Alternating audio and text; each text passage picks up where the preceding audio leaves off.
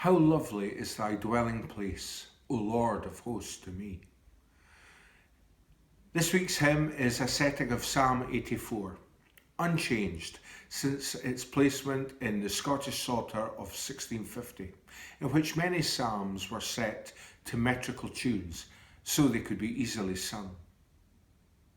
With the Reformation's emphasis on finding God in the scriptures of the Old and New Testament, the singing of scripture became common in the newly reformed faith, not only in Scotland but across Europe.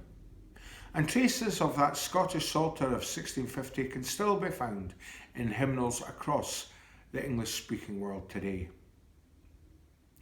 Singing scripture is a great way to learn it and to soak in its promises, so that they become embedded in one's consciousness.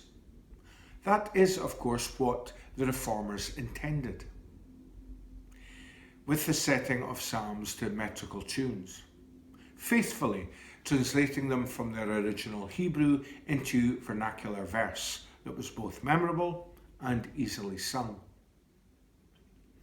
Appropriate then that our psalm today originated for the very same purpose in its original setting. It's a song of Zion, a song which pilgrims would have sung on reaching Jerusalem on their way to visit the Jerusalem temple. They believed it, they knew it to be a special place, a liminal place, where the God of all creation, the very author of life, was especially present. It could be the fulfillment of a life's ambition to go to the Jerusalem temple, the house of God, to be in the courts of the temple of the Lord of hosts.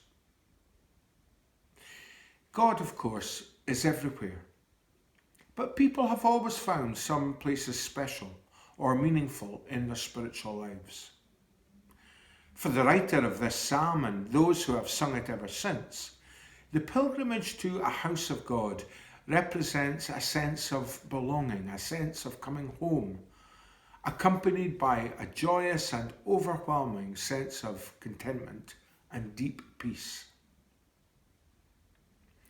When this pilgrim looks up to the temple courts, they see that even the swallows and the sparrows have found themselves a place to nest, a place of rest, a secure spot within this house of God in which to raise their young and make their home.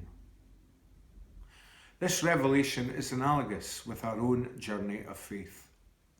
The places we worship in, be they great edifices or humble abodes, represent for us the place where we find rest and recuperation, strength and inspiration from the living God, a God whose presence in the end cannot be equated to or in any way contained in a structure of stone and mortar.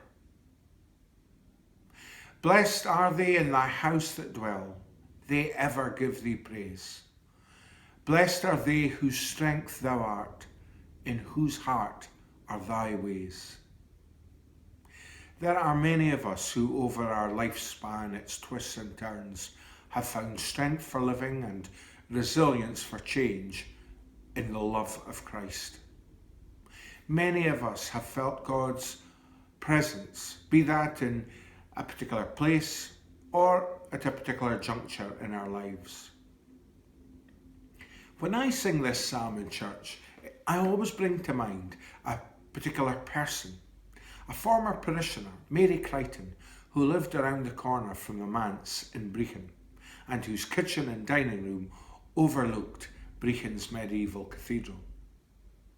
She was the kind of parishioner every minister loves, kind, thoughtful, generous. She used to leave me a new jar of homemade marmalade every month on my vestry table. Her life had been as a homemaker. She was devoted to her husband, who was a great and knowledgeable ornithologist in Angus. And Mary often catered for groups of birdwatchers and made a home from home for them. It was a real gift she had. This metrical psalm, I know, was her favourite, And with its themes of finding a home in God, and even the birds finding their place, you can understand why.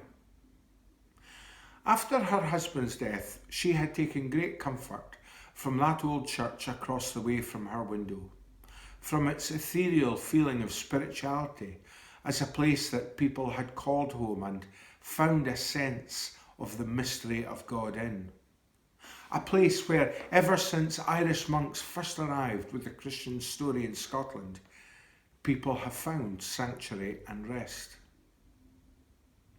We all have our places for pilgrimage. Churches, hilltops with cairns, coastal paths we love, places where we feel close to God and to others. But in the end, all of these are mere symbols, symbols of a greater truth, that in the love of God we find ourselves, our place in the world, and a sense that we are loved to the deepest region of our being. Please enjoy this old Scottish setting of Psalm 84. How lovely is thy dwelling place, O Lord of hosts, to me.